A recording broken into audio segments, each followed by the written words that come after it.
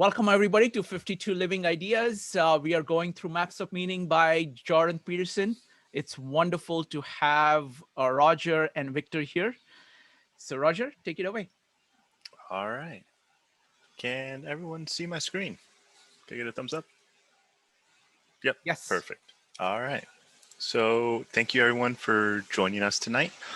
Today we'll be continuing and kind of finally concluding that one long lecture.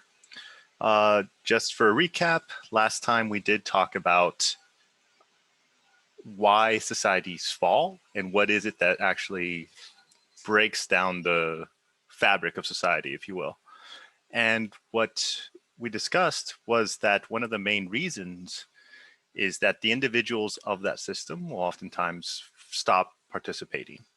And we're going to be picking up from that idea and moving forward to how that breaks down all the way to the individual and its responsibility.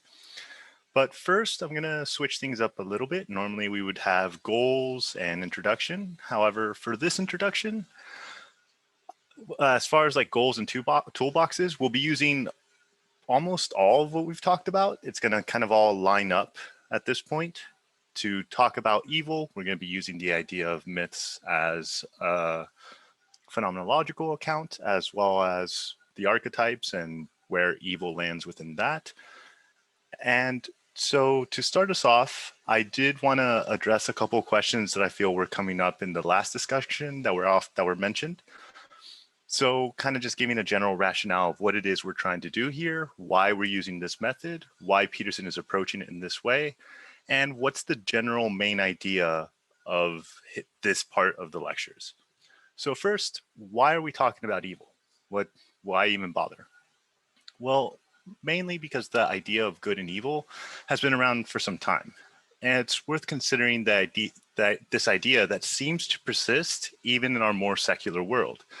The idea of evil, generally speaking, is the wrongest way to be, or a wrong way of being. That's inherent. That's almost obvious that you can see it within the action itself.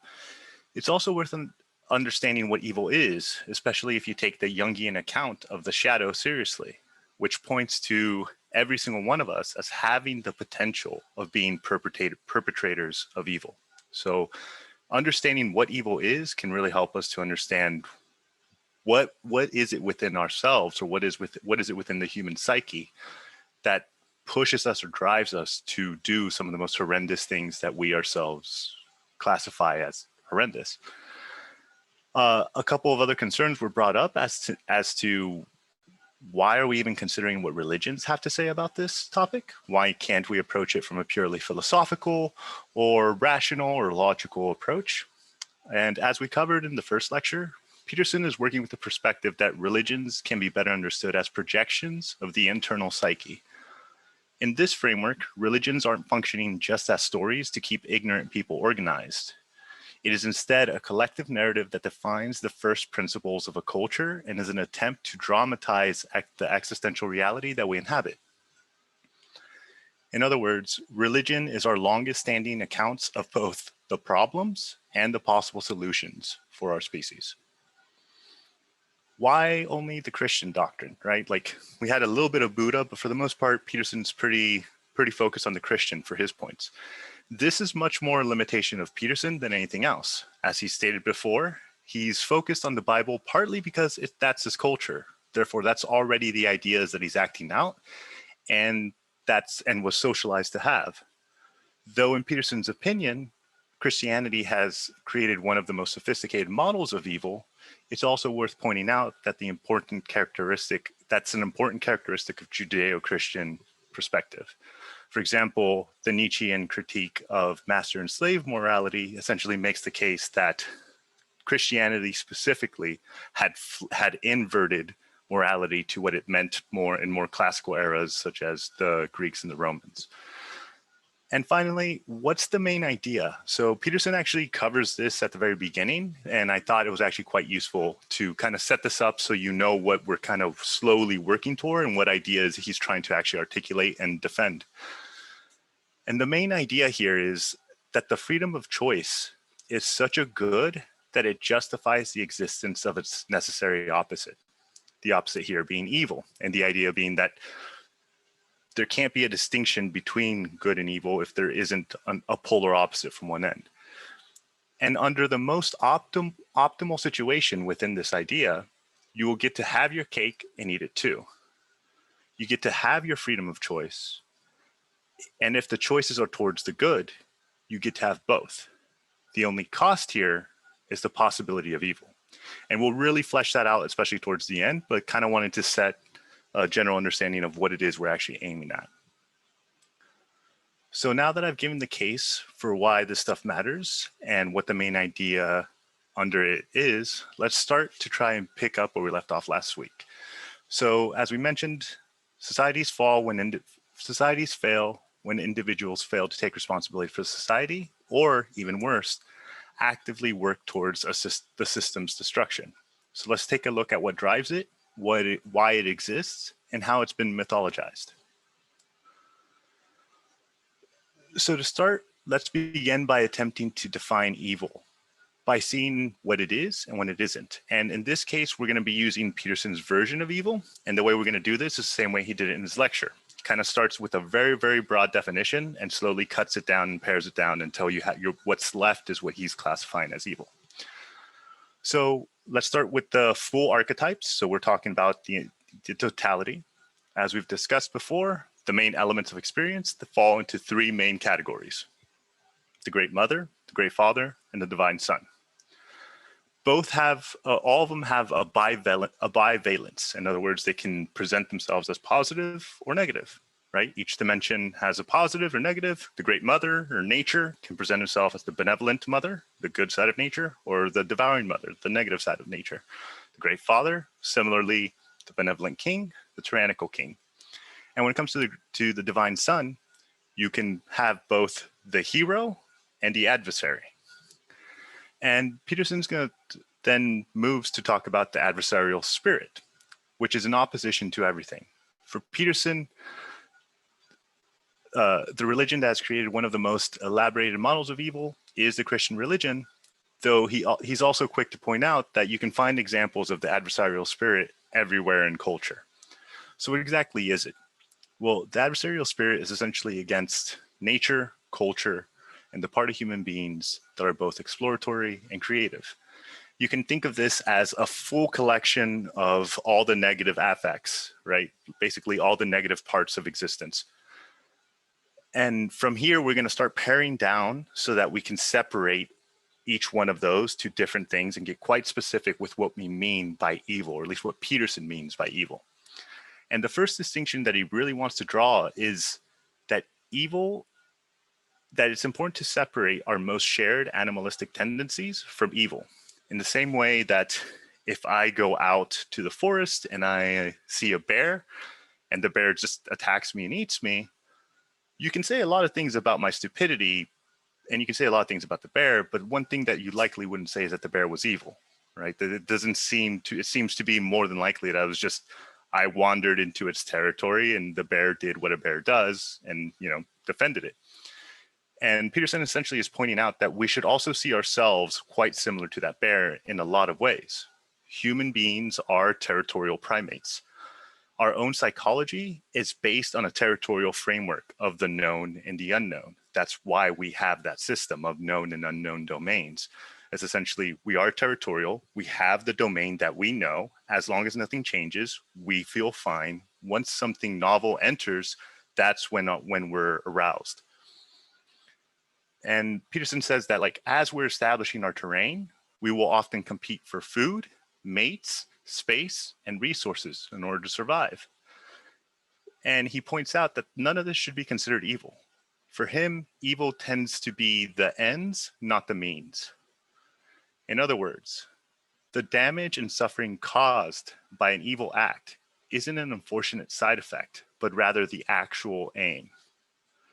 And that's what his first big thing of how he distinguishes evil from just competition or anything of that nature. Now, to make this point, Peterson uses a pretty controversial example, but one that I think also hits home, and that is Hitler in the final days of World War II during the Berlin siege.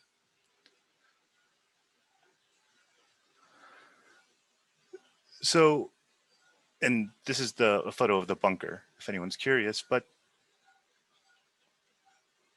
what Peterson essentially does, the case he essentially makes, is that he asks us to consider when Hitler commits suicide and how you could interpret that entire situation, that entire scene.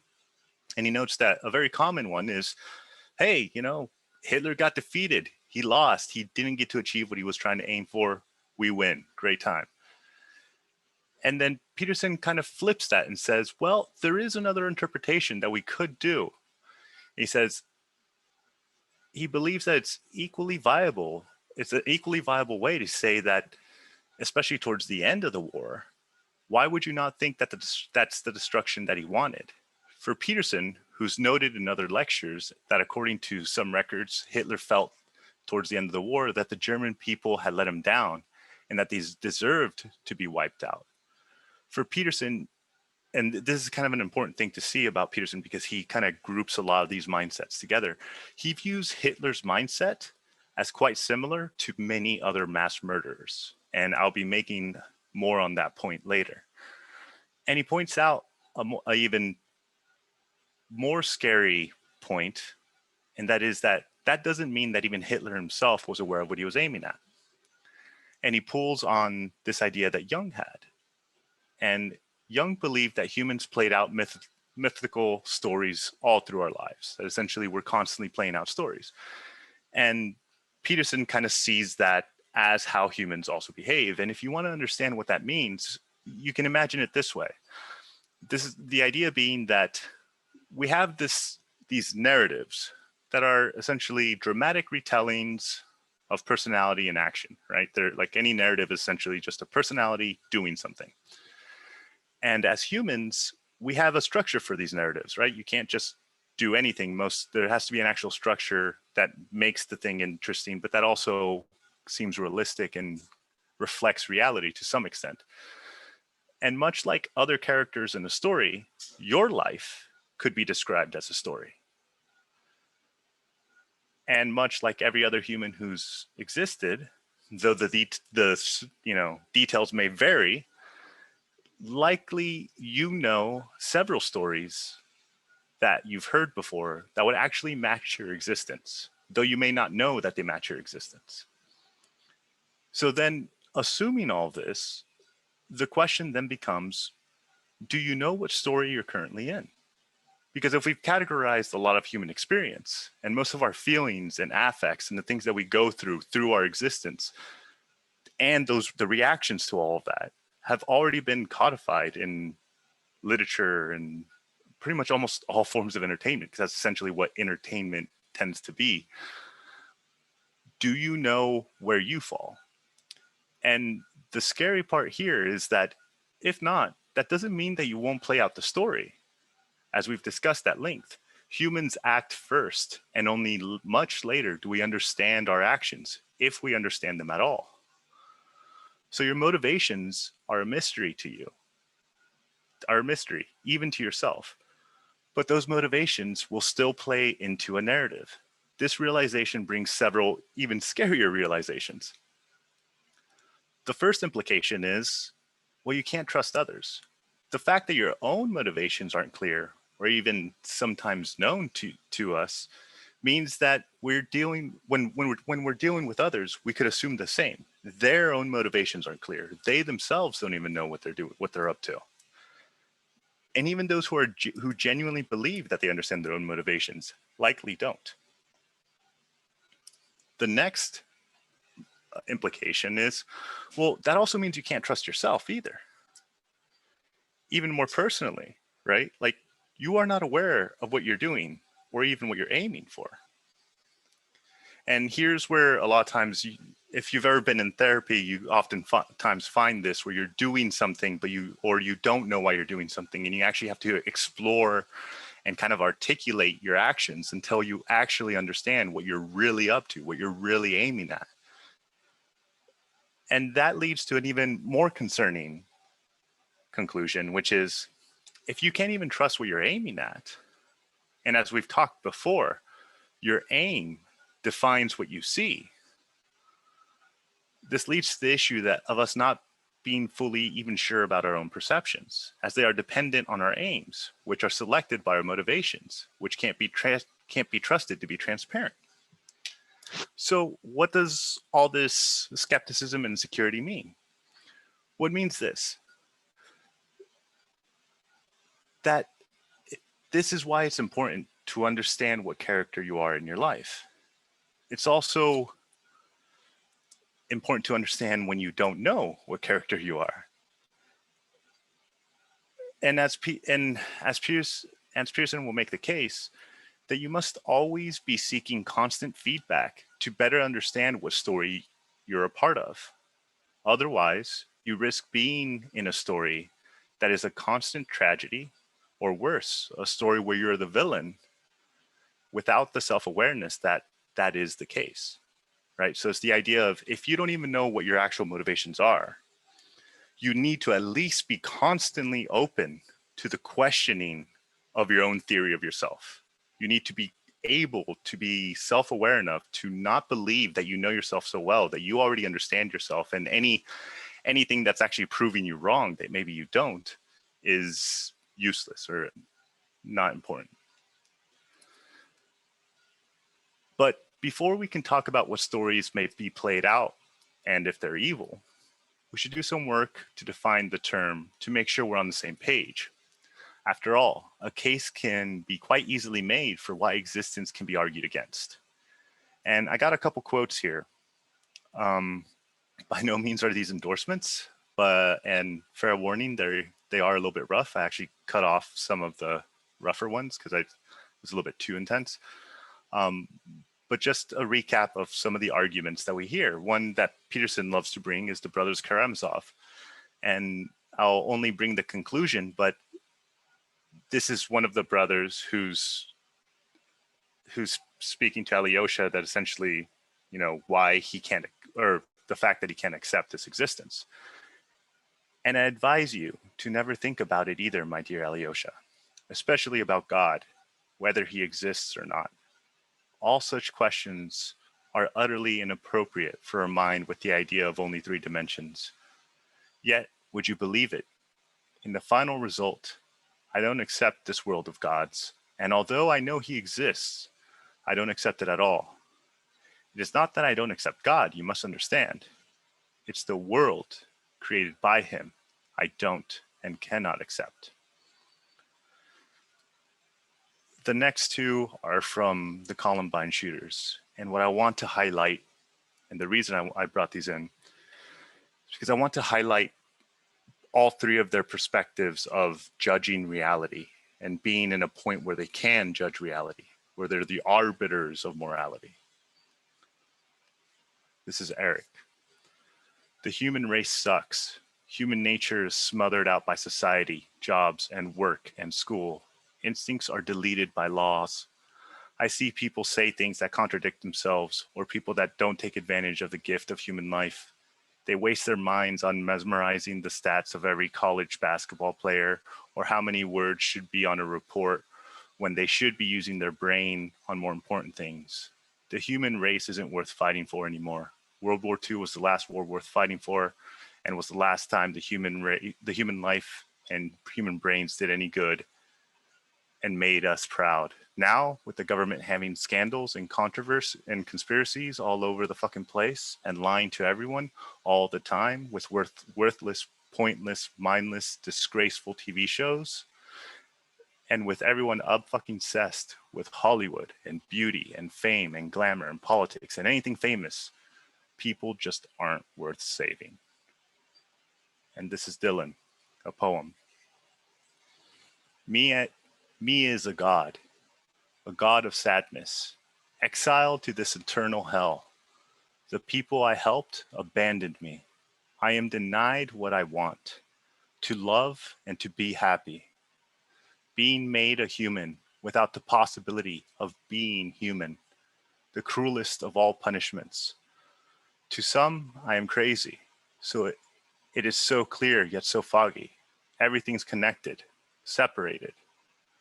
I am the only interpreter of this. I'd rather be nothing than be nothing. I'd rather have nothing than be nothing. Some say godliness is nothing. Humanity is something I long for. I just want something I can never have. The story of my existence. Before I go on, I want to make clear the main reason. It's that perspective of seeing the world as flawed, as being able to be in a position to make that judgment call. And this is, as you'll see, is a reflection of Peterson's 12 rules for life, right? The idea of before you judge the world, you should really make sure that you actually are doing what you're supposed to do and not falling into this exact same trap. So as we can see, there's plenty of cases that can be made for why existence itself can be seen as evil. Though for Peterson, there are several distinctions that must be made about evil. The first distinction is the difference between tragedy and evil. And in this case, tragedy being something that is negative or undesirable, but in many ways unavoidable or necessary. Examples could be earthquake, or examples that aren't evil. For example, earthquakes aren't evil, cancer is an evil, old age is an evil, death just as a fact is an evil, mental illness is an evil. These are more of the cost of the ticket for the ride of life, right? The things you have to deal with, and in fact are kind of the struggles you will encounter through life. However, for evil, there seems, as Peterson points out, there seems to be a choice. People often choose to make things worse rather than better. He contrasts earthquakes to Nazi death camps to make the point. One is a natural consequence of physics. The other is a methodically planned genocide. They're not even close to being comparable.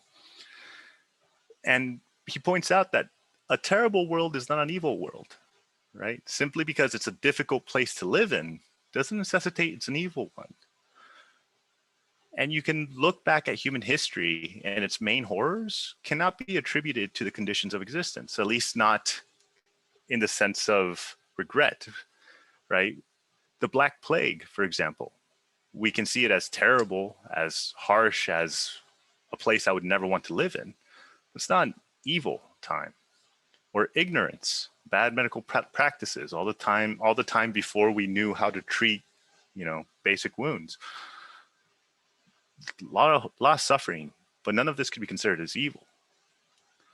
But at the same time, when you do see all the atrocities, especially even in the 20th century, it seems more like there's a force behind it that's within every single one of us that's actually aiming at the suffering, not just allowing it to happen or even to aim to stop it, but to cause more.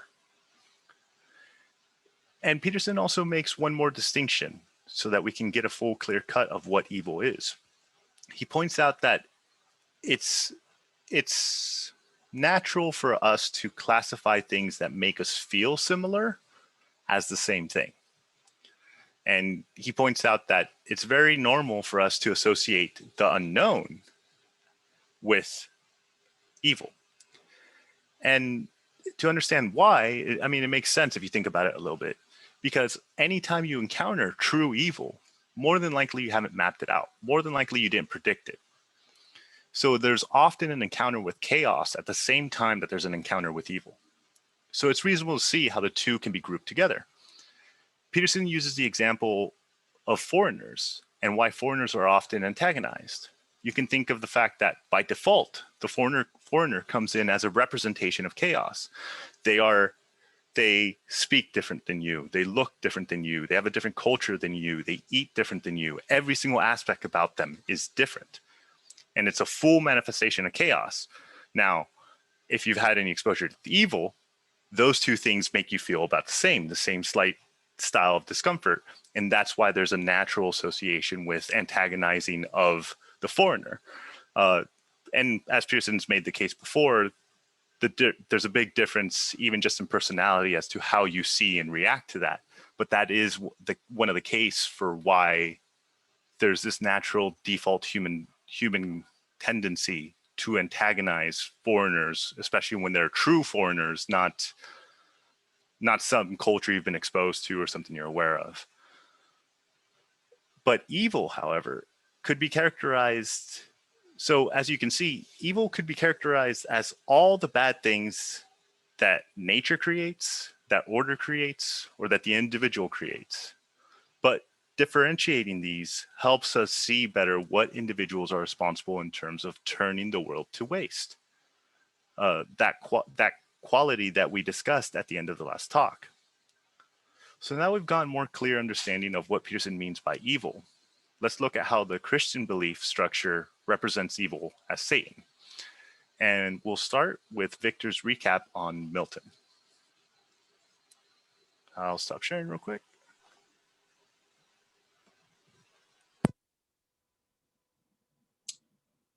Thank you, Roger. So let's look at Paradise Lost by John Milton. This was written in 1600s, and it's essentially, the whole thing is essentially about war between God and Satan.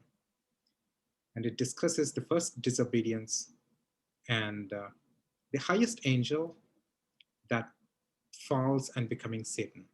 And what's the nature of Satan? So these are the key points. And it's an epic poem.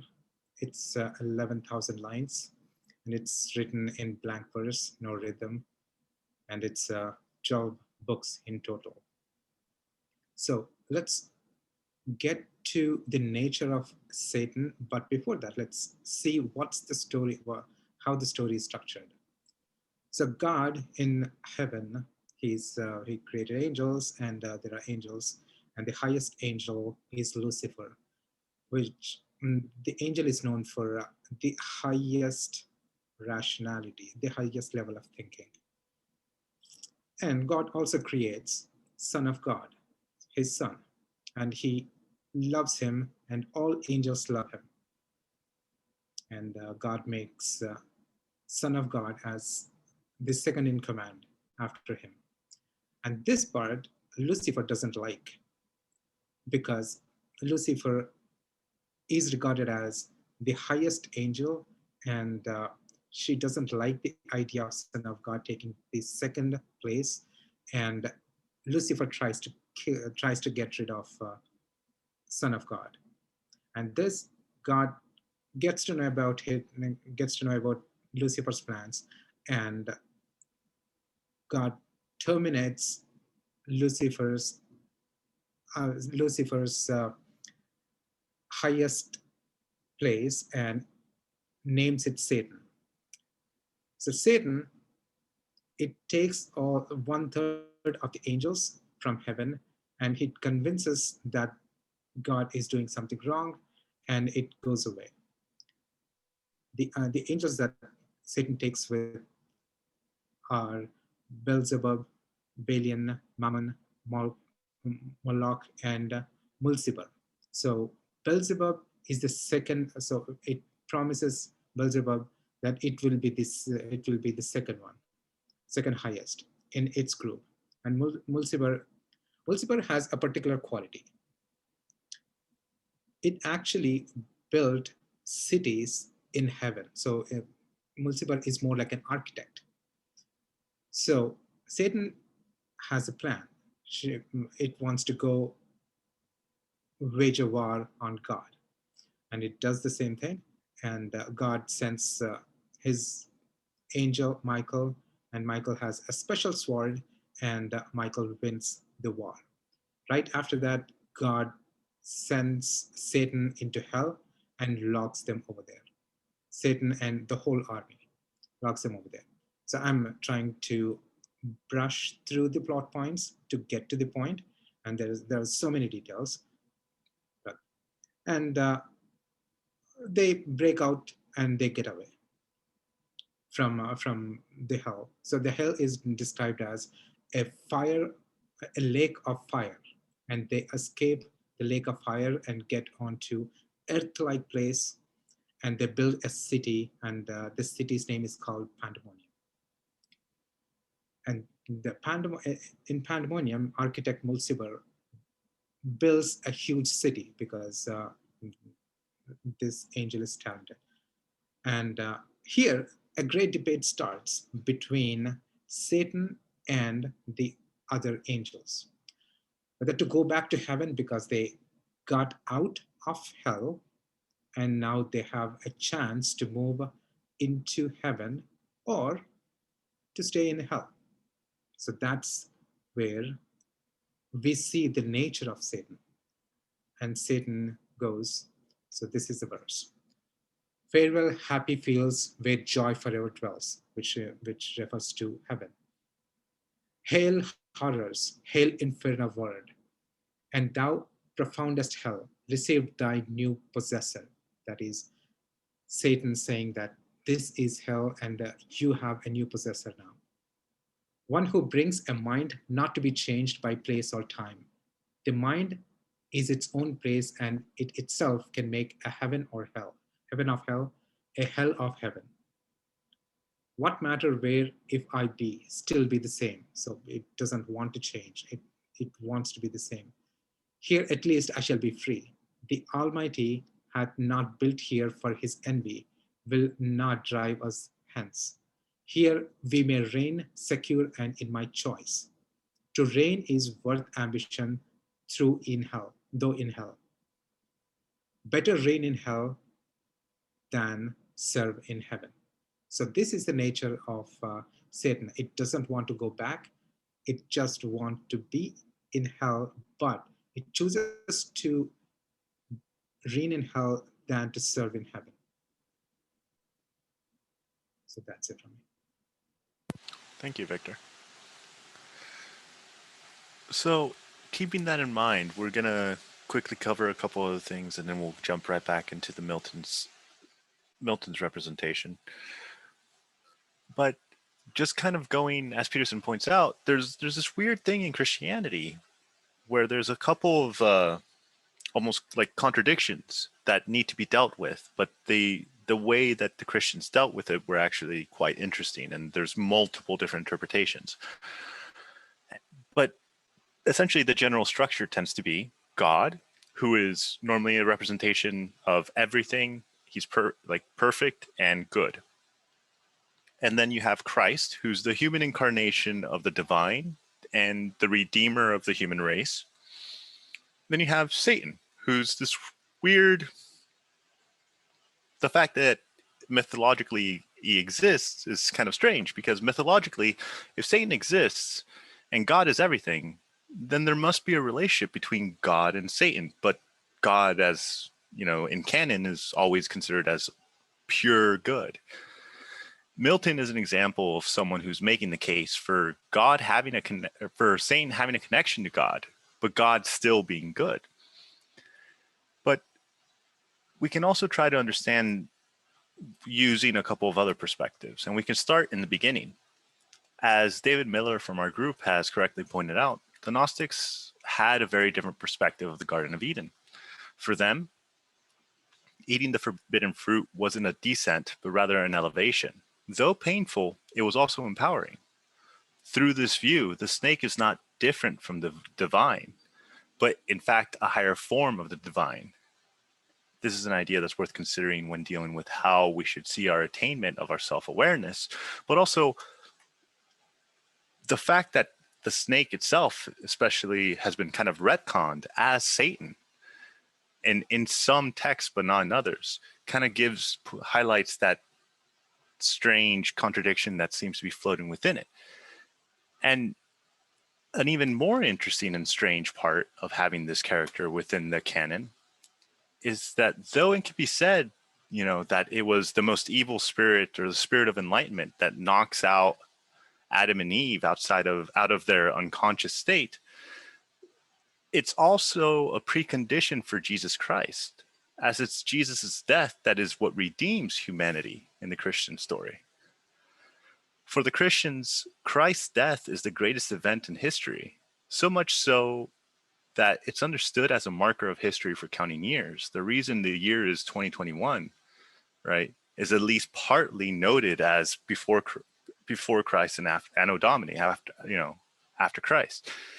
And the idea, regardless of how accurate those dates are or anything, the fact that culturally that is what those dates are meant to symbolize should give you just an idea of just how strong these memes are, right? Yet within that story, to put in Satan, who originally wasn't but was then added later as making it still fit there, kind of tells you psychologically what is trying to be pushed, what's trying to be accounted for within the stories. And since the fall is a requirement of the redemption arc for humanity, the relationship between God and evil incarnate seems to be a complex one. So now jumping to Milton. Peterson notes at the beginning of the talk that he isn't just focused on what is in the Bible. If myths are seen as artistic representations of our reality, we can assume that they continue to adapt along with us. Peterson sees Milton's work as one that in general has been adapted into the mainstream culture as the representations of the relation between God and Satan. A lot of times when you see a horned or winged devil, or most of the qualities of the devil, it tends to be much more a derivative of more modern versions of evil. And so let's just go down a couple of the main points that Peterson highlights from the Milton story. The first is that they make Satan the highest angel in God's hierarchy. As Victor pointed out, he's basically the second in command, the right hand of God himself. And his remarkable ability, his ability to be the highest level of essentially rational capacity, is actually what, the reason he has that name of Lucifer. It's the bringer of light, the one that brings enlightenment.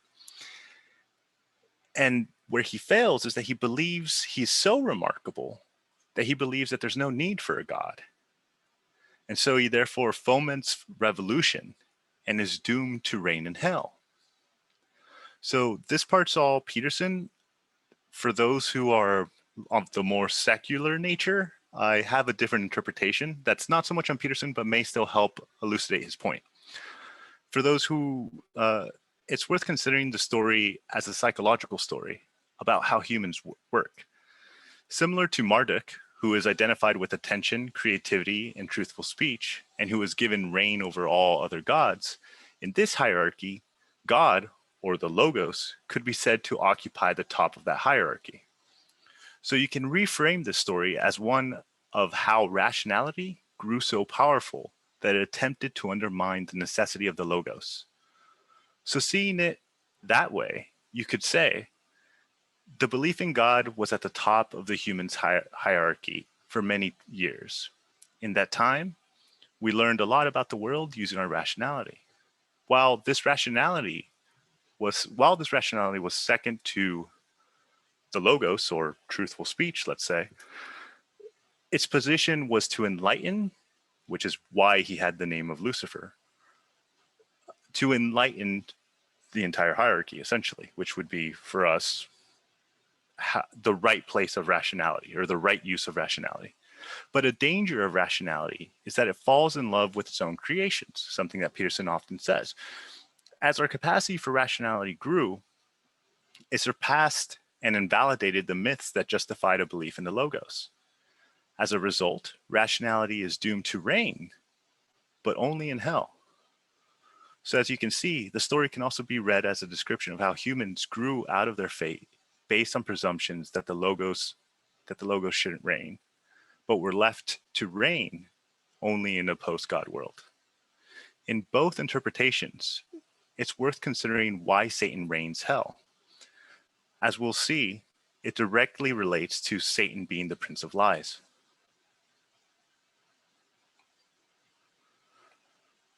So why is Satan the prince of lies, especially when his main flaw was that he believed himself to be as good, if not better, than God? Well, to understand that, we should bring to mind Peterson's idea of point A to point B, or the idea of, the unbearable present, to methods to get to it, to where you want to be.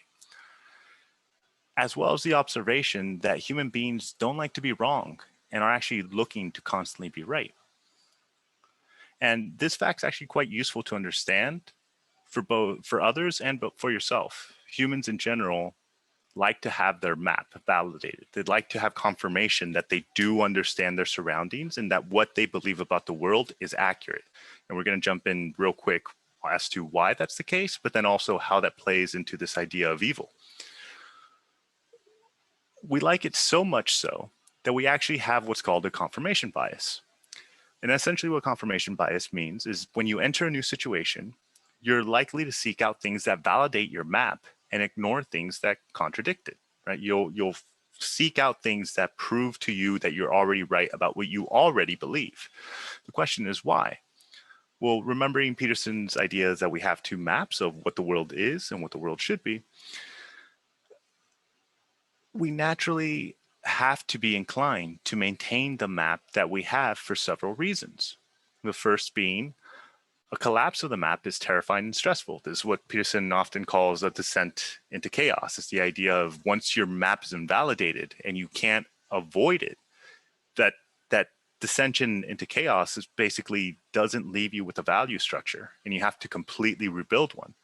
You can think of this as if you've ever been deeply, deeply, deeply in love and then someone leaves you because that was the thing that mattered to you most, and then that thing rejects you and leaves. What do you do for the next 2 to 3 weeks? Well, you have to kind of first recover and make sense of it and then understand your life again and then recontextualize your life in such a way so that you can build a life without that thing that up until recently was the most important thing that you had. And the second reason is creating a new map takes a lot of time, energy, or creating the map that you have took a lot of time, energy, and experience. So there's a lot of investment in that map that you're already standing on. Another reason is accepting that your map is wrong and making a new one will require a lot more time, energy, and additional experience because you'll have to then go and figure out why it was wrong, where it was wrong. And then there's still a risk that it might not be right afterwards. And even worse than that, while you're rebuilding your map, you'll be very stressed and anxious because you won't have one until then. So as you can see, there's a lot of really strong emotional reasons why we don't like to see things prove us wrong, because they essentially destroy our entire understanding of the world. Because if there's a error in one place and you don't know where it is, your entire map becomes questionable. So when we're looking for new information, your incentive is to validate your existing map and to be very skeptical of information that contradicts it. If it was the other way around, we'd constantly be just creating new maps. So we have to constantly be much more skeptical than we normally would. You can see these in a couple of examples. For example, considering the current GameStop stock phenomenon and how much someone's internal map of the world dictates what information they wish to believe and act on. If you go to the financial mainstream TV, you'll find a lot of people, a lot of rich, experienced, and professional people essentially saying, do not, under any circumstances, put your money there. You're just going to throw it away. It's literally a complete loss. But then you go to Wall Street Bets, where this phenomenon started, and it's nothing but a circle of reinforcement of like, hold, they're scared now. We got them now, guys, right? And depending on what it is that what it is you already want to believe, that's where you're going to fall for. So if you remember, what the point of our map is essentially to regulate our mood by rewarding you when you move towards your goal. And this is basically Peterson working off a cybernetic model that the way it entices you towards a goal is as you move, you're rewarded. Move towards your goal, you're rewarded. Far away, move away, negative affect. Now, rationality is essentially the tool that you use to check if your map is right. The danger is that the map can be so rationalized that it becomes a self-confirming bias. The more you look for evidence that confirms your view and ignore conflicting views, the more you believe you're correct, to the point where you believe you know all you need to know about your given situation. Now, how does this connect to Satan? As discussed before, the case for a mythical connection between Satan and rationality can be made from several places. One, Lucifer bringing enlightenment to humans in the Garden of Eden. Two, Satan often being represented as the bringer of doubt, right? The rational aspect that brings doubt into the faithful mind. You can also see how rationality shares a tendency to fall into the same arrogance that Satan and many other evil characters fall into. The idea is that I know enough about reality to judge it, and no new information is needed. This view is one that's actually reflected in all the things I've read, in Satan, in the Columbine shooters, and the brothers Karamazov. The idea that I have enough information to understand it enough to be able to judge it. And more importantly, just the concept and conceit of I have enough information. So as you can see, our rationality is amazing at making sense of the world and keeping things logical. Yes, yet it has the risk of falling in love with the map of a world that it creates. This idea should sound familiar, as has been discussed before, with Cain and Abel, as Cain's inability to see his failings as corrective feedback on behavior. So now that we understand why rationality is constantly seeking to be right, and how rationality can be represented as Lucifer, we can look at how that can lead to a dangerous path, as well as Peterson's alternative. And Peterson brings up the example of Cocktail Hour, which is a poem by T.S. Eliot. And the scene is that a woman goes to a therapist and tells her therapist that she needs to know if there's something wrong with her, and that she actually hopes that there is. And, just kind of throws the therapist off, and he's like, well, why? And she answers, well, either there's something wrong with me at some level that I can't see or understand, which I'm hoping is true, because if that is the case, I can essentially hold on to hope and I can maybe fix it. Or I'm okay and I'm miserable because the world is terrible.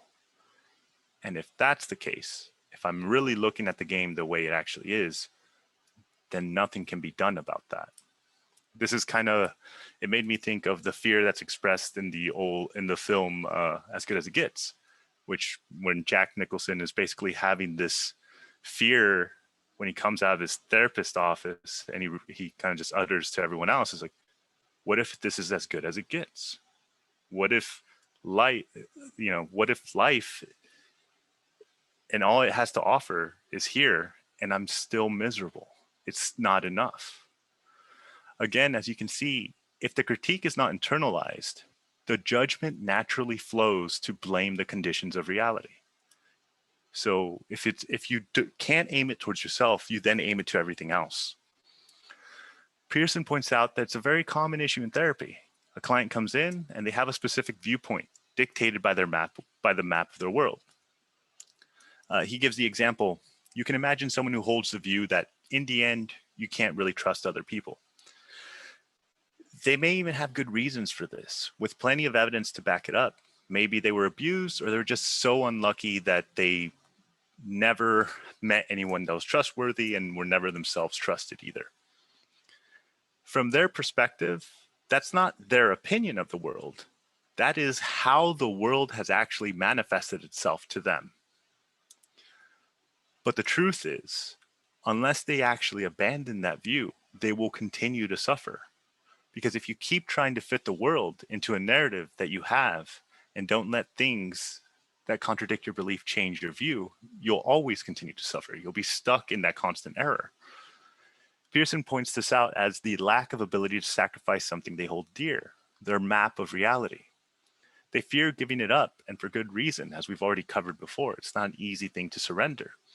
But the alternative is to assume that you actually understand the world enough that any information that contradicts your view is not relevant to your judgment of your situation. And Peterson here also jumps to a funny problem that he finds with empirical scientists, which is the first principles problem. And real quick, I do want to describe this. You'll often hear Peterson describe himself as a first principles, I think he says, thinker. And essentially what he means by that is at the starting point. Like, for example, when he disagrees with Sam Harris, their disagreement is at the very entrance of where you even think reality is, or what you even think reality is. And Peterson points out that, look, for empirical scientists, they have a very hard time coming up with a conclusion on free choice. Mostly, we don't have any deterministic models of free choice yet. In in physics and science, it has to be a deterministic system. Yet, from a phenomenological perspective, in other words, from consciousness, what we're experiencing, that seems to be true. That if there's anything true about existence as it's experienced, the fact that you seem to have a choice seems paramount, mostly because we care about what choices we make, and the alternative that none of this was actually a choice and we're all just kind of machines that are just moving through all this doesn't really seem to match our emotions, our sensations, our perspectives. It seems to go against a lot of that. So Peterson points out that you could say that freedom of choice is just a delusion.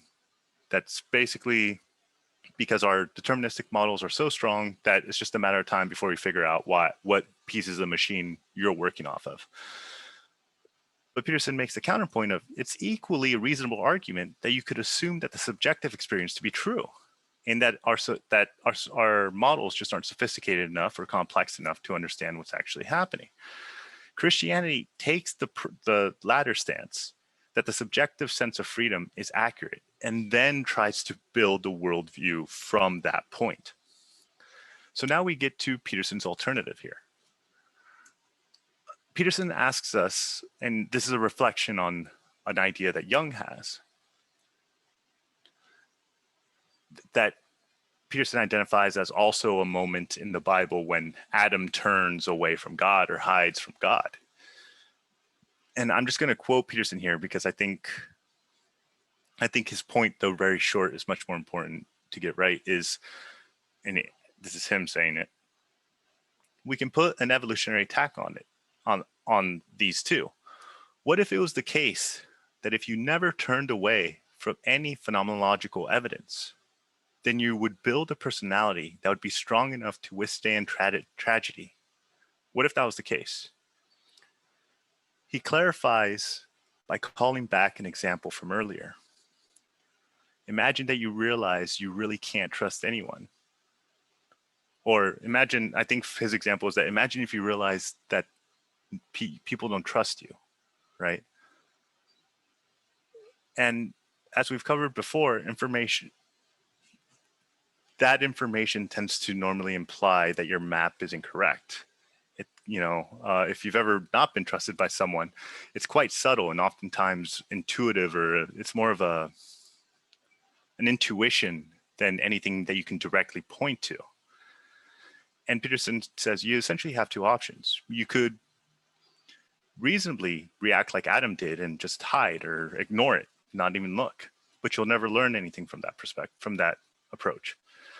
Or you can take the subjective seriously and inquire, meaning that you imbue your sensations with meaning. So the first time you notice evidence that you're not trusted, you articulate what you're experiencing. Something along the lines of, I got this feeling that our communication isn't fully straight. Now, either your map of me is incorrect or my map of you is incorrect. Tell me what you have to say and I'll tell you what I have to say. And in this exchange, we'll share our information from our maps and we'll both leave more put together, and our maps of the world will be more in sync. In other words, we'll both be sharing information of what we each understand about the world. And if we're actually accurate, we can actually both learn and be more accurate in a practical sense. So to make just this conclusion, to make it more clear, and I'm going to give two different perspectives. There's the religious and then the psychological. From a religious perspective, the idea is that humans have a tendency to avoid or ignore God, even though God could be indicating to you what needs correction. And it's important to remember here that a lot of times God, truth, and good are extremely connected, if not the same thing. God is a representation of the logos, which is true speech, which is also good. So all those three are kind of intertwined. Now, from a non-mythological perspective, just psychological, you can also see it as if you didn't turn away from the reality as it presents itself and see the world as it shows itself to you, then there wouldn't be a problem. But it wouldn't be a problem not because the world would stop being tragic. That's just the price you pay for riding the ride. But rather, life could be handled without becoming corrupt, and that would be sufficient. Oh,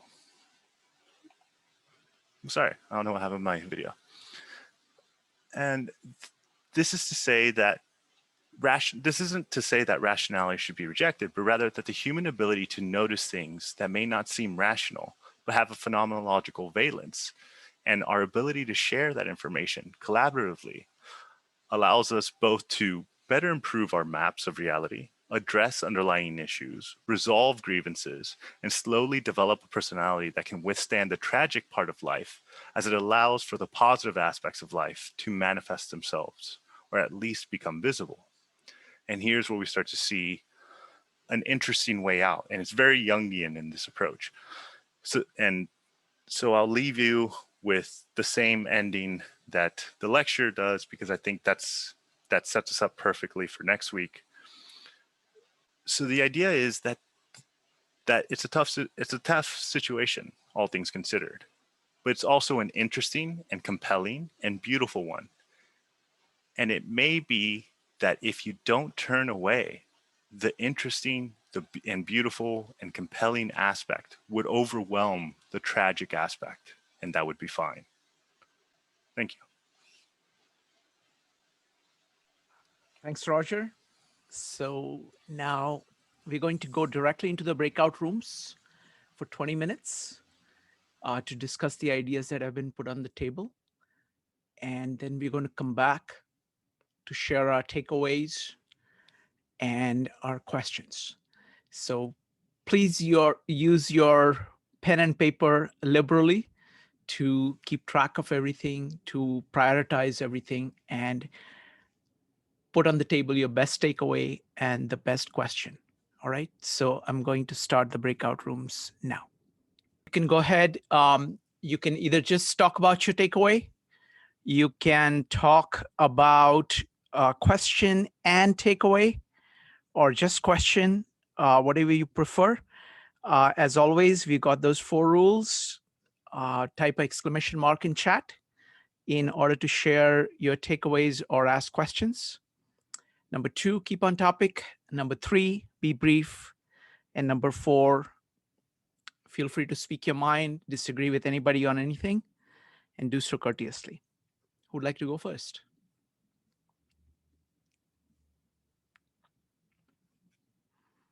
All right, so it's going to be Joe, Brian, and Wen.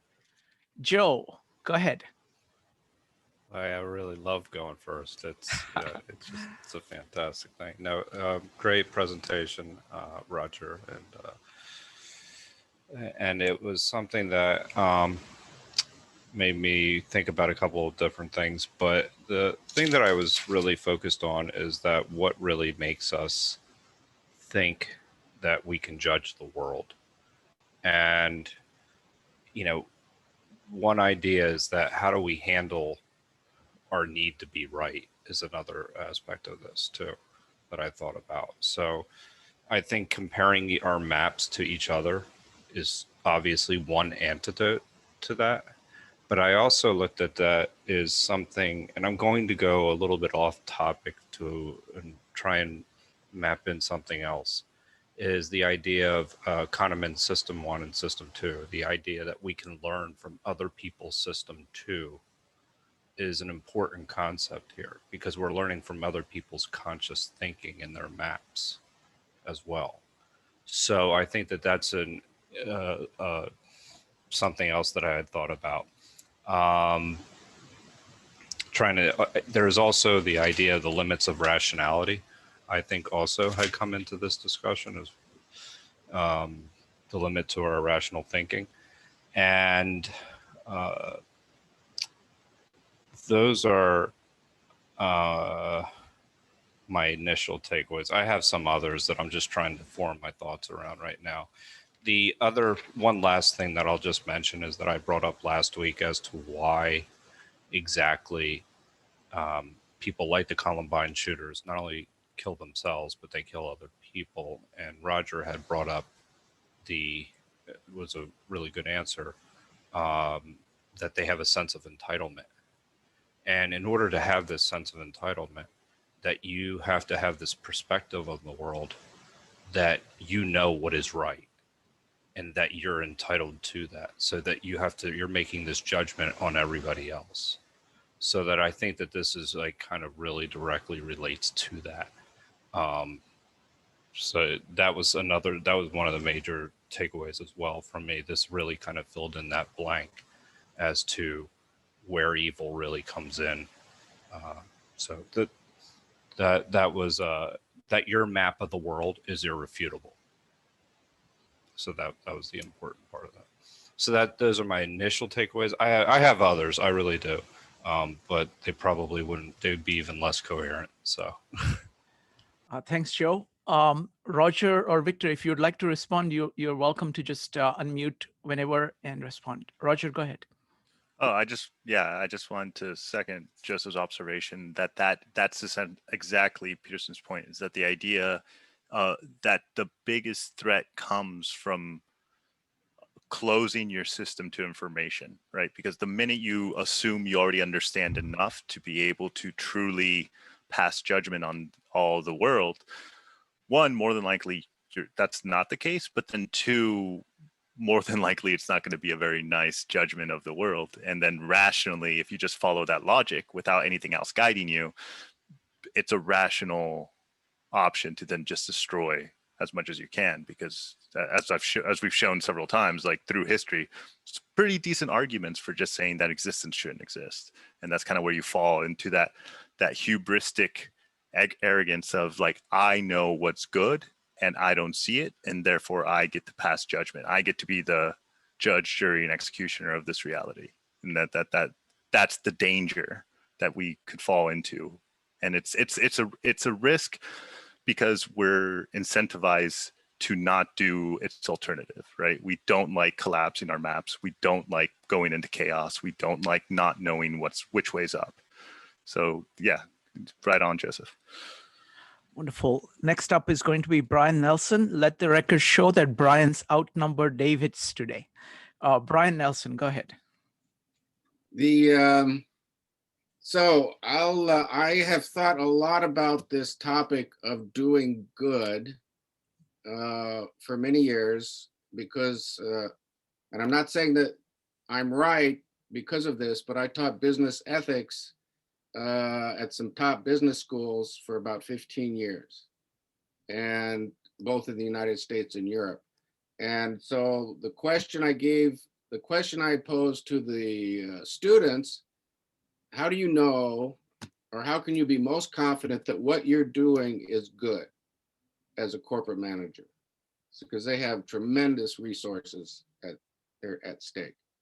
And the answer I came up with, that I challenged them with, and I challenge you with too, is that you have the most confidence you're doing good if it's based on agreement with the people who are not only acting, so that'd be the corporate management, but the people who are affected by the decision. That could be customers, communities, and the rest. And people who are concerned, people like scientists who might know a little bit more than you do, have a different time frame or perspective than you. So in summary, how do you know you're doing good or confident that you're doing good? You have a process, and the other Brian in our group flagged this, you have a process of discussion and agreement where you discuss with the actors, discuss and try to reach agreement with those who are affected and concerned by your decisions. And that all comes up because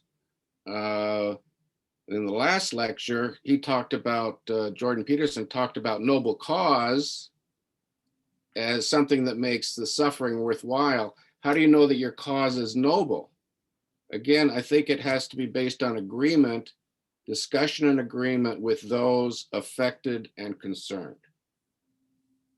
Another way to put it is, and in this, I would say also in this lecture, there's very little talk of noble concern. You know, everything was the internal adjustments of your thinking for Jordan Peterson today. But another way to put it is to think about doing things to, with, and for other people. If you're going to do things, you don't want to do things to other people because they might see it as evil. You think it's good, but they might see it as evil.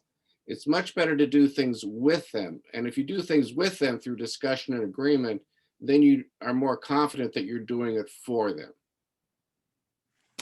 So that's it. Wonderful. Thank you. Thank you, Brian.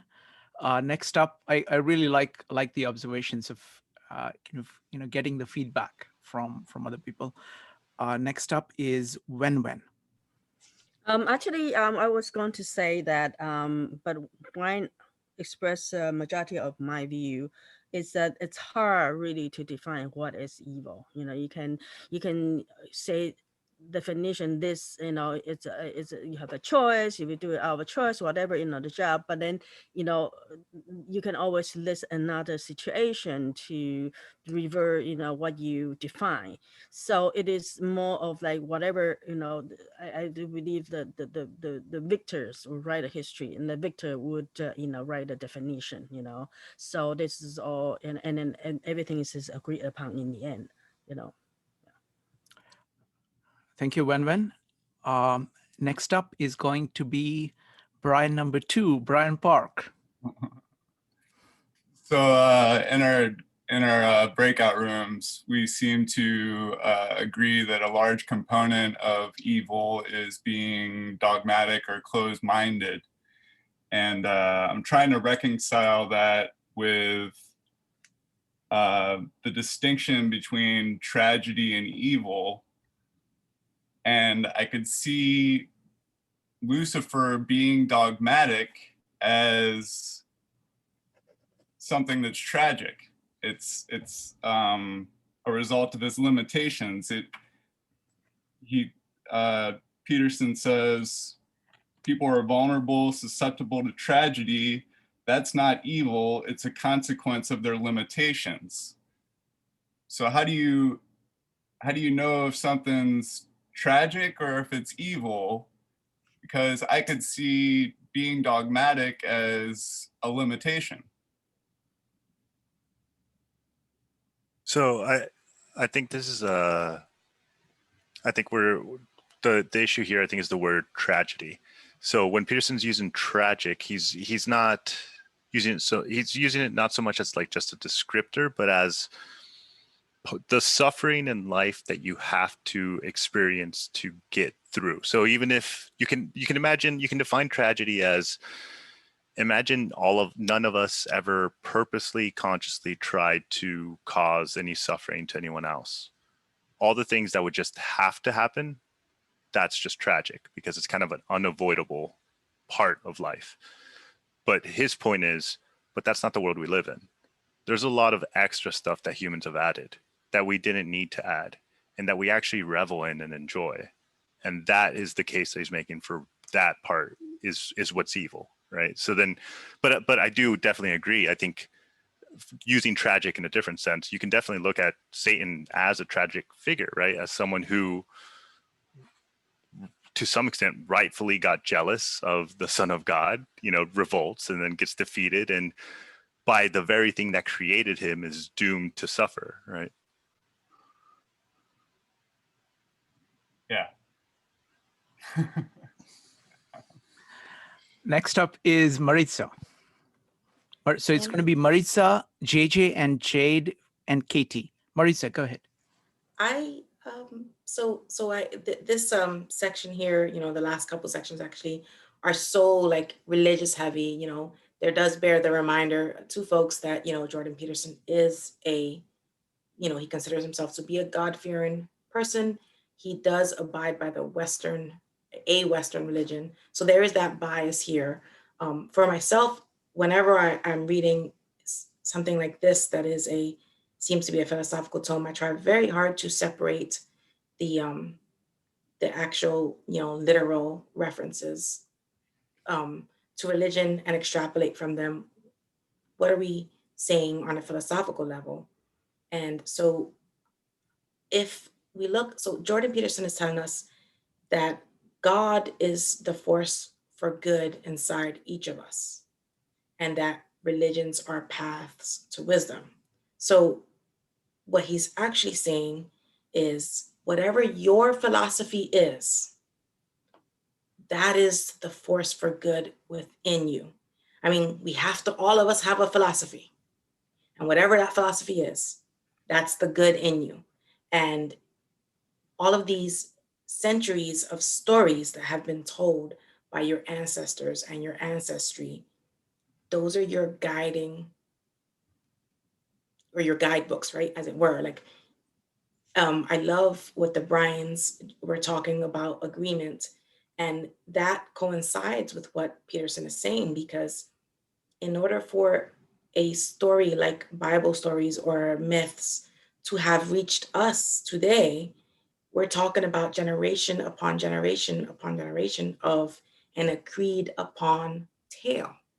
And that's how it reaches us. So there has been agreement. We can assume that, because if somebody disagreed with the story, they wouldn't pass it on. And so, when Peterson is saying to us, so there's a passage in the book here, for those of you who are reading the book, it's on page 363, and it's just a small little one. It says, the devil, traditional representation of evil, refuses recognition of imperfection, refuses to admit, I was in error in my action, in my representation, and accepts as a consequence of unbending pride, eternal misery. He refuses metanoia, confession, and reconciliation, and remains forever the spirit that refuses and rejects. That, to me, is a phenomenal definition of evil, because basically, when asking the question, what makes a thing or a being evil, it's that refusal to see the possibility that a thing or a being might be incorrect or inaccurate. So the closed-mindedness nature that we also, all of us, have within us, if we embrace it, that is the component that Peterson is asking us to recognize as a true evil, a failure to change, to confess, to reconcile. That's where we enter the territory of evil. Let me build on that. So again, I want to talk about this concept of evil outside of religion. I'm not a religious person. Yes. So I wanted to say, but I think it has a philosophical meaning. And what is the meaning? So to me, God is the whole. It's everything that there is. It's like reality or nature. And the heart of evil, we've described it in various ways. We've described it in being kind of closed off, refusing to accept error, your limitations, wanting to destroy things. At the heart of it, I think the essence of good, essence of what we can do as human beings, is to pay attention. Pay attention to the world. Pay attention to everything. And the heart of evil is evasion, refusing to pay attention, refusing to acknowledge what is, refusing to see your limitations, refusing to see anything that bears negative on you.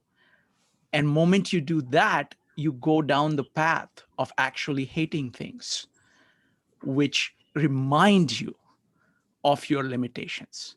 So it is kind of acceptance of the, positive is acceptance of the world, of having a humility of saying, I'm not perfect.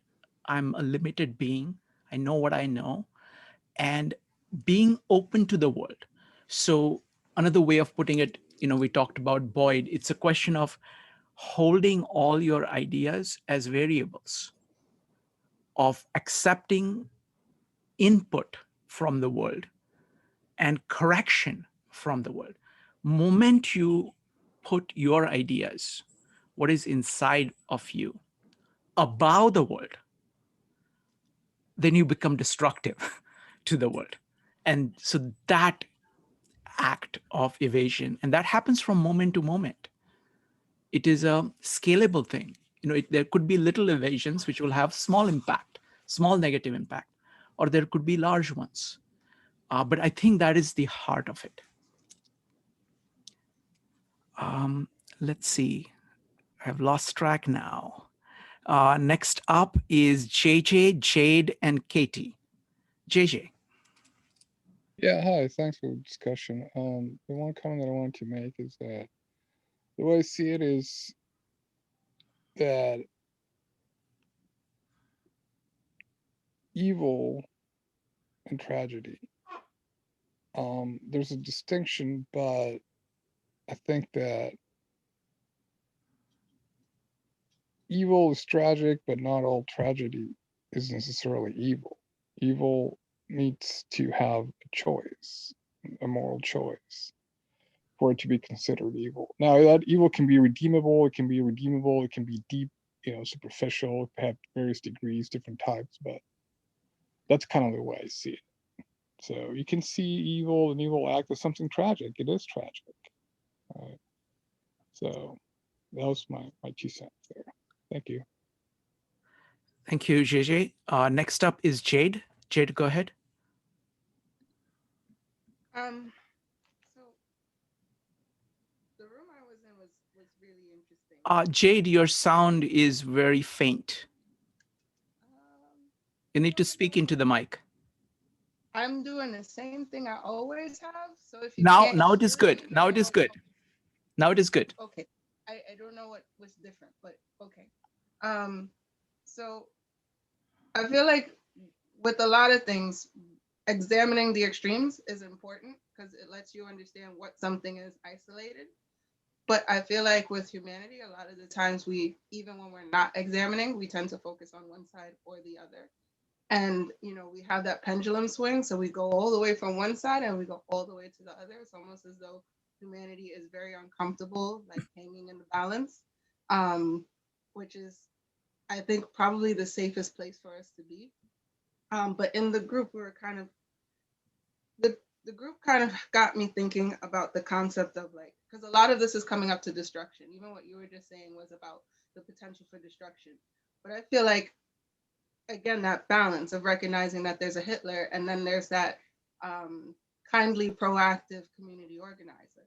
Both recognize something that's catastrophic in the world, but one decides that both decide they have agency, but it's more their approach to the world and their agency. They both see an external evil or external harm. One decides to construct, the other one decides to destruct. So, and then there also came up the concept of the looking internal, because I think that's also what everyone was saying, Jordan Peterson is saying, is probably the better way, because you won't go out and, destroy the world. But I'm also saying that a lot of this thing with social anxiety and all those other things are because people believe they're bad people. And so it's, again, that constructive thing where you can look inside of yourself, see things that are not the best and say, which side? Am I going to be an internal Hitler? Am I going to be a community mobilizer and constructor? Which do I have? Which attitude do I have to myself? And I think, honestly, it's, again, that balance. It's like figuring out which one it is. And then the last thing that I think I'm going to say, because again, everything I write down is all over the place. So again, so I think with what I just said, it's like the potential for destruction and construction, they lie internally and externally. But also, I think again, that balance of the world is made up of individuals. So how on earth can we kind of say that the world is awful, but not the individuals? Because if we're also, because we also always make this about man. I could also say something about the world and the tsunamis and all that other stuff, but that's take me far left. But the concept of like, we're saying that the world is good and bad, mainly on a self-absorbed saying that humans are the reason why it's that way. And if we're going to go by that, then it's kind of like, again, like if we have awfulness in the world, it can't be in the world without awful people. But if we have goodness in the world, it can't be there without good people. And unfortunately, it gets trickier because some of the people that are causing a lot of the chaos are also people who are bringing actually some pretty awesome stuff into the world. So it just makes it this big convoluted thing where, again, if you don't have that flexibility of thinking, of being able to figure out, okay, what's working here, what's not working here, how can I leverage this to be constructive, or what under what circumstances and what environments does this entity give the constructive form? It's just like a knife. You know, where is it constructive? Where is it destructive? And I don't know, that's a weird place to leave it, but that's where I'll leave it. Wonderful. Thank you. Thank you, Jade. Folks who are new, if you want to speak, you can go ahead and just type !! in chat. Next up is going to be Katie, followed by Jean. Katie. Hey, yes. So I think I agree with other people that there's a lot to take in, especially with this message. But just on an initial note, the way that I really see evil, and I watch Peterson all the time as well. You know, I kind of related to the yin and yang, and almost to like the spirit versus the ego, like, you know, this battle between the material self and the, you know, the whatever is driving us, our spirit, etc. So like this connection to God, you could put it, I'm not religious either, but I do love studying religion, all religions, and I think that there is a lot of philosophy to be learned. And the reason that why I think that it is this kind of battle between, like, you know, the material and spiritual self is because, you know, when you're focused solely on the material things, like, for example, this is just my perspective, don't take it as truth, but like, you know, the people are so focused on the material things in the world, like, you know, this is what I have, this is what I don't have, this is why I'm oppressed, this is where I'm not oppressed. And when you're only looking at these things in life and you're not actually taking into account, like, you know, one, self-accountability, but like even just like this, I guess, wokeness, I guess you would say, like, they're putting out ideas that they think are helping, but they're actually doing more damage. Like, they're doing more damage because you look at things like affirmative action and you know, welfare, like creating this like unhealthy codependence with government. Like, that's not a good thing. Like, and there's statistics that prove it. Jordan Peterson talks about it as well. Like, there's very bad negative effects that come from these things that are supposedly good, that we think we're good. You know, we think we're there's, you know, these virtual signaling woke, you know, people that are out on university campuses saying that, like, they believe in all of these things, but they don't understand what the implications of what they're doing will have on society. And I think that, you know, evil is not saying subjective is not the right word, but it's like, when some people think they're doing good when they're actually causing a lot of harm, and people are not getting that. Like, they're not understanding the full implications of what they're doing because they're not taking into perspective the other side and what that might have, like what the implications that their good doing might have as the end result, and how that might result ultimately very badly. They're only looking at like a very short-termed effect. Wonderful. I don't know if that makes sense, but Thank you, Katie. Appreciate that. Next up is going to be Jean, Mike, and Kevin. Jean.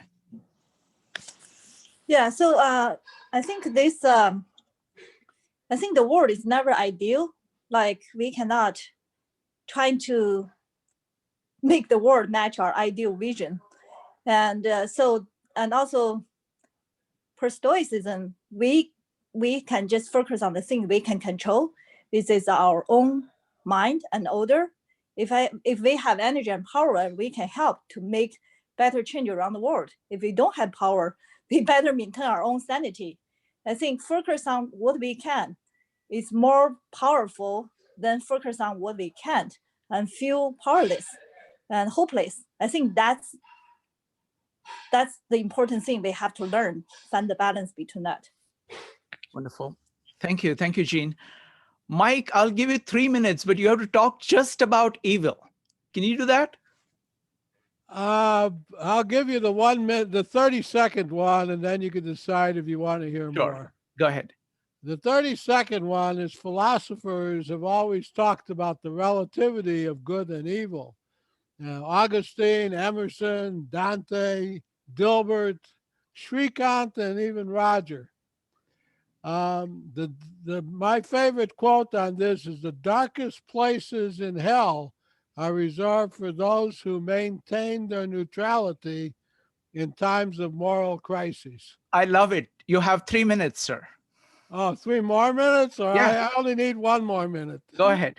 My favorite philosopher is Emanuel Swedenborg, who described in detail what heaven and hell looks like and what good and evil is.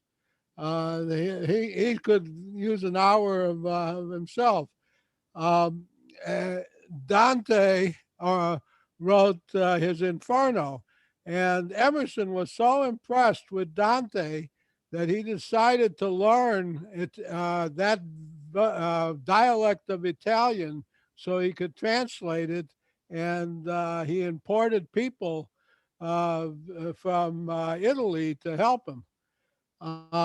And what he came up with is something like what Brian number 2 came up with is legal ethics. And he decided that the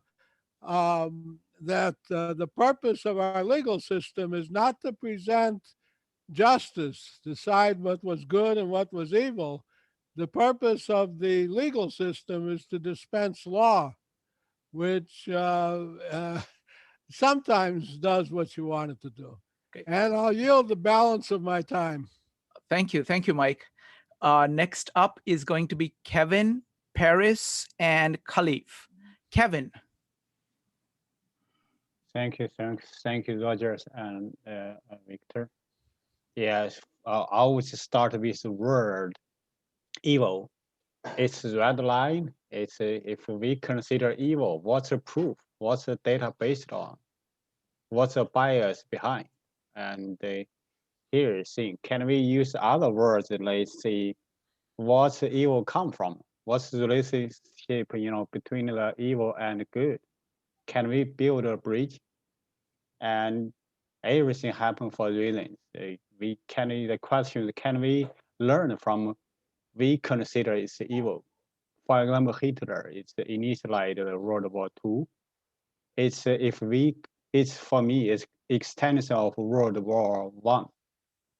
It's a lost story from economic, military, how let's see after World War I, how let's see British, France, and the Soviet Union, even America, how they share their because they are being shared the wealthy, so it's lots anything connected. Next is one thing. See, science and spirit both seek life, investigating reality with respect for truth. So if we individualize, we all seek the truth. It's just a different story, different after we find, we consider the truth, we normally close our mind. We build own closed system. If we draw this based, you previous draw one circle, our system, another circle is go to other people's system. We may consider opponent circle is evil because our value, our belief different. Finally, I would say we need agreement to have a culture of oneness. Oneness doesn't mean it's a single belief. It's a whole. It's a harmony of different beliefs. Thank you. Thank you, Kevin. Before we go to Paris and Khalif, I want to tell you what's coming up this weekend. We got some incredible meetups. We're looking at work of Julian Jaynes. He's one of the deepest thinkers I know. And we're fortunate to have one of his students, actually two of his students talking this weekend.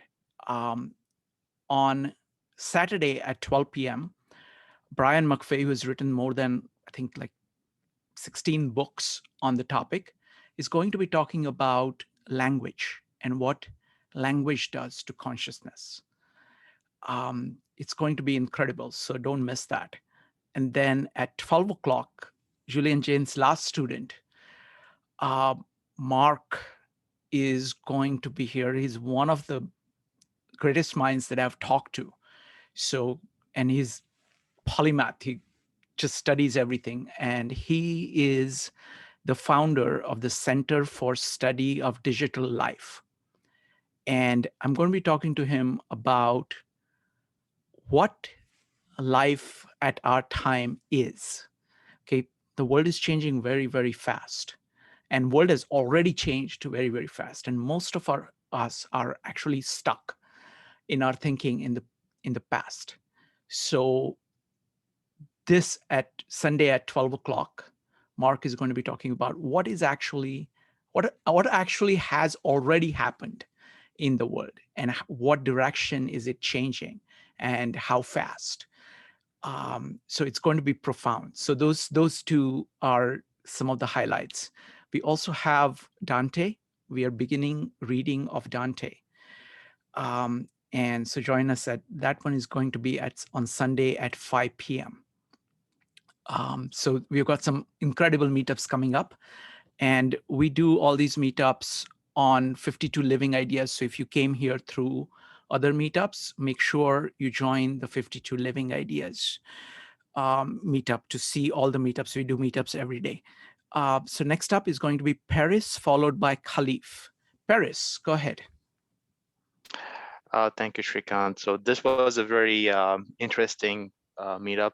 I learned a lot, and my takeaway of evil is basically evil is nothing but having a lot of pride and arrogance in yourself, and not acknowledging or not having the humility to acknowledge that your map of reality can be flawed, and this could lead to many adverse effects. Could be like in the case of Hitler, the World War II, and the destruction of whole of Germany, and all kind of horrors, even the Columbine shooters, and many other tragedies in the world. So I would say the biggest takeaway from me is that you have to have the humility to acknowledge that you can be wrong, and the biggest lesson you can learn from Milton's Paradise Lost also is that Satan position of power in the hierarchy in the God was that he was the first ranking, the highest ranking angel.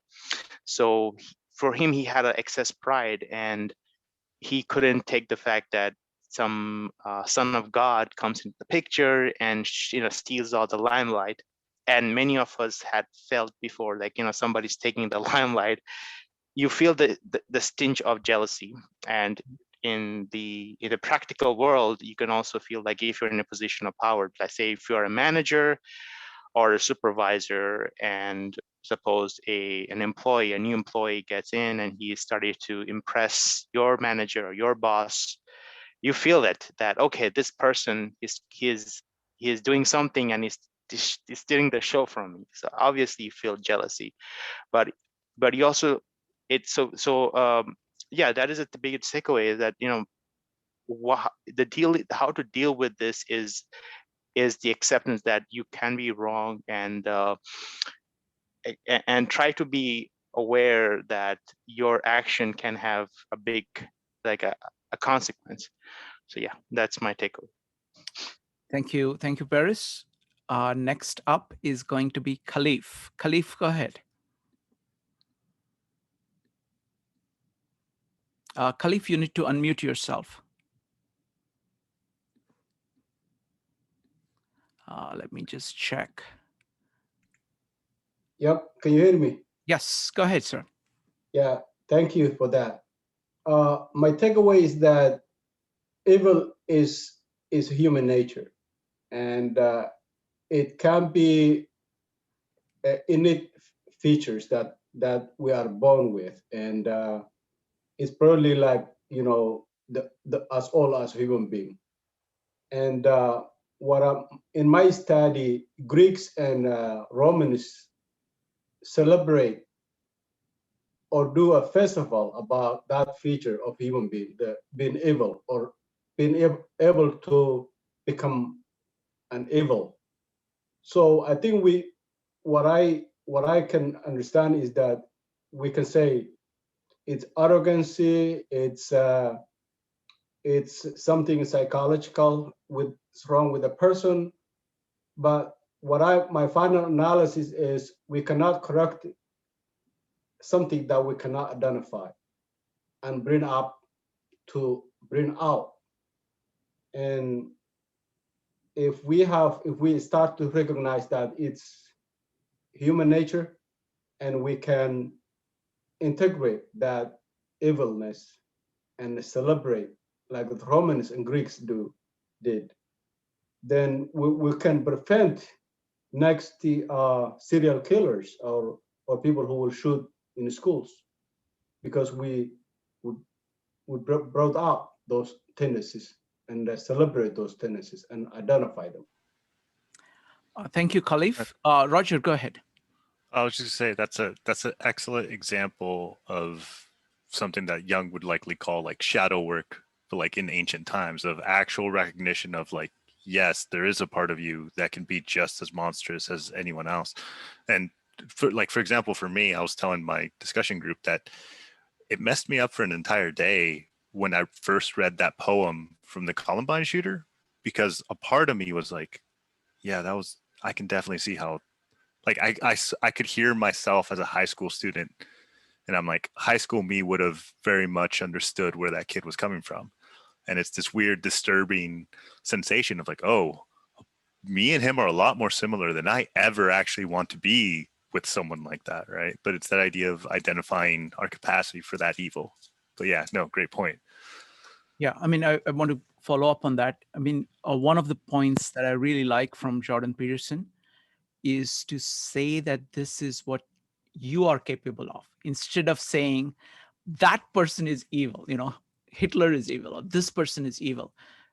The thing that they do, the evasion, is something that you can do, and you do to some extent. And to know that that is a part of a potentiality in you, and to be watch out, you know, kind of, you know, to watch out for that. I think that's very deep. Instead of saying that, oh, those people are evil, not me. So next up is going to be Jade, followed by Marisa. Jade.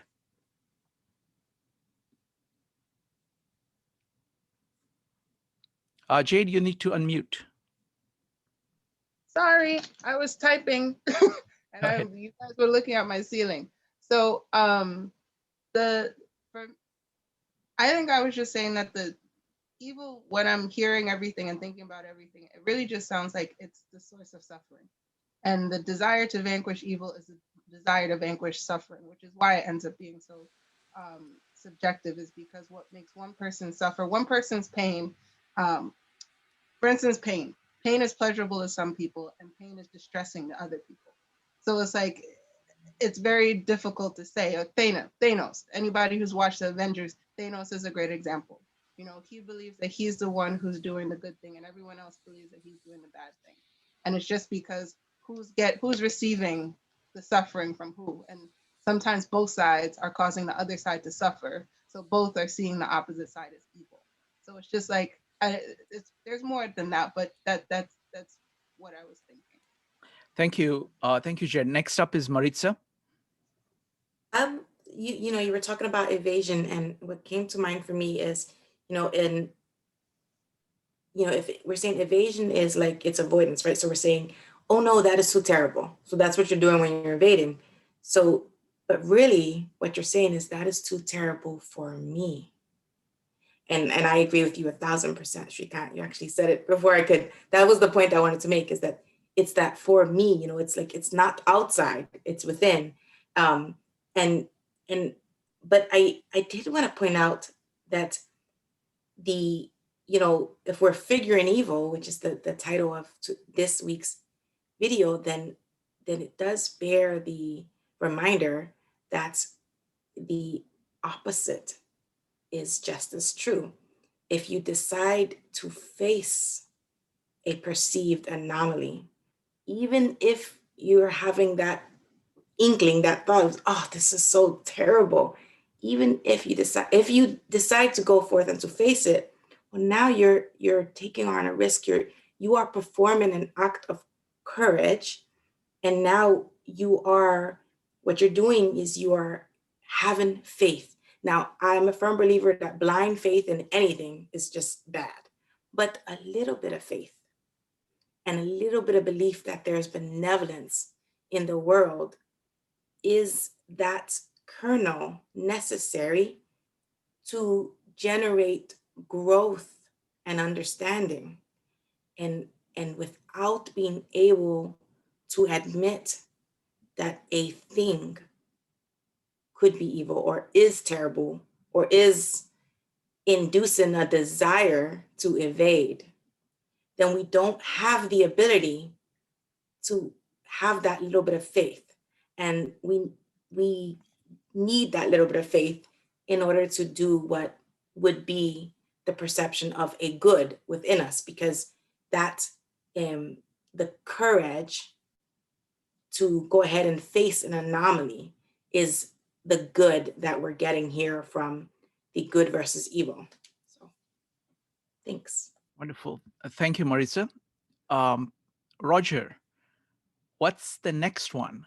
It's called Losing Religion.